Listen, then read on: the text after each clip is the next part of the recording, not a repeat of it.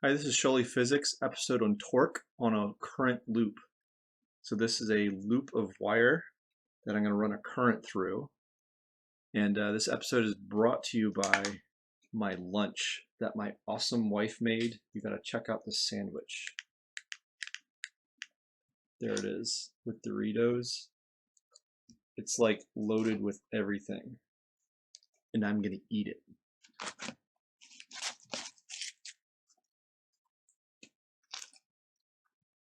Listen to that crunch.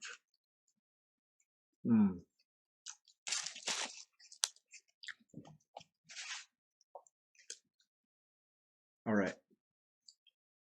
I'll get to that shortly. So back to the current loop. I'm going to put this pen here. My loop's a little off balance, and that'll help us talk about this here in a moment. So in the last couple of episodes, we were looking at how current or charge that's flowing through a magnetic field will experience a magnetic force as long as the velocity has a component perpendicular to the magnetic field. So here's my north side of the magnet and the south side, and we've got the north pointing towards the south. You can see the little magnet in the bottom. You might be confused a little bit. We've got this convention in the world that the red side of the compass points toward the North Pole, and that is true. But the North Pole, what we call the geographic North Pole, is not the North Pole of the Earth's magnet. If Earth is a magnet, its south part of the magnet the south part of the magnet is at the geographic North Pole. Therefore, when we're sailing across the ocean and looking at our compass, the north end of the magnet that makes up the compass, which is painted red, is pointing towards the south part of the Earth's magnet. That's north attracts to south. So with that convention, we're going to look at the red portion of this magnet pointing in the direction of the magnetic field. And I can just flip my magnet a little bit and you'll see that compass changing its orientation. It's flipped. So now the south is on the top of the screen, and I'll put the south back on the bottom of the screen there. Okay, so our magnetic field points from the north towards the south part of the magnet, and I've got this current loop. I'm not running a current through it just yet, but I have the red wire is the positive side of the battery, where it's hooking into a paper clip right here. And right now, you might be able to see the red enamel of this loop. That enamel is a non-conducting paint that's put over the copper wire. And I've shaved off half of the loop's enamel, so it's not going to be too visible, but there you can see like a different color in the copper wire. I've shaved that half of it off, and this side is still red.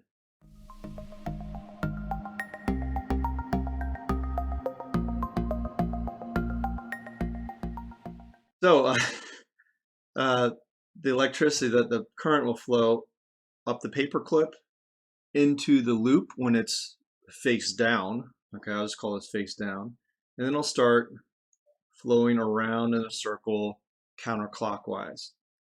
So what's going to happen to the force on the wire in this portion of the wire? The current in this portion of the wire is flowing from right to left. So the direction of the velocity of the positive charge is this way. The magnetic field is down. So therefore, there's going to be an upward force toward the camera, an upward force on this piece of the current loop.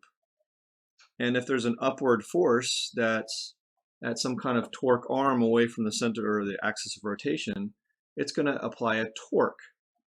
So if we're looking from the side this way, it would apply a counterclockwise torque from that orientation. We're going to see that move in a second.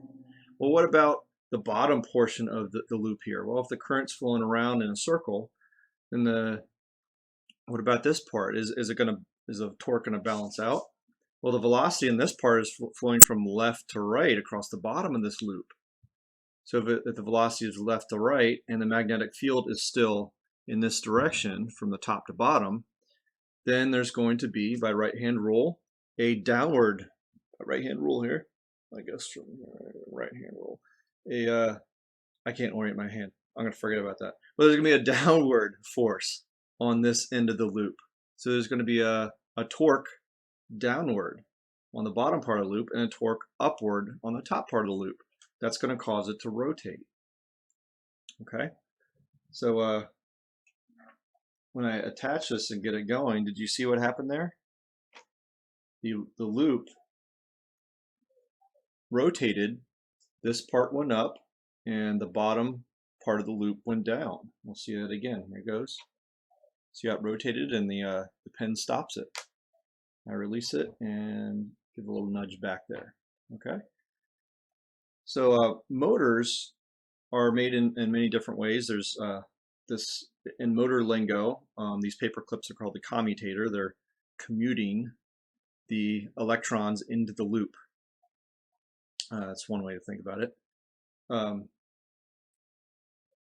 So the problem with this commutator is if I left the enamel, or I took the enamel off on all the way around the wire, around the radius of the wire, or I guess the circumference of the wire, then it would be conducting the entire time. And as it's rotated and flipped, the current, you can see here the loops would be on the other side. So it would actually produce like a back and forth kind of jiggling motion if I had taken the enamel off. And this wouldn't be a spinning motor. This would only rotate halfway and then kind of try to rotate back, and it'd be stuck in this back and forth kind of a loop.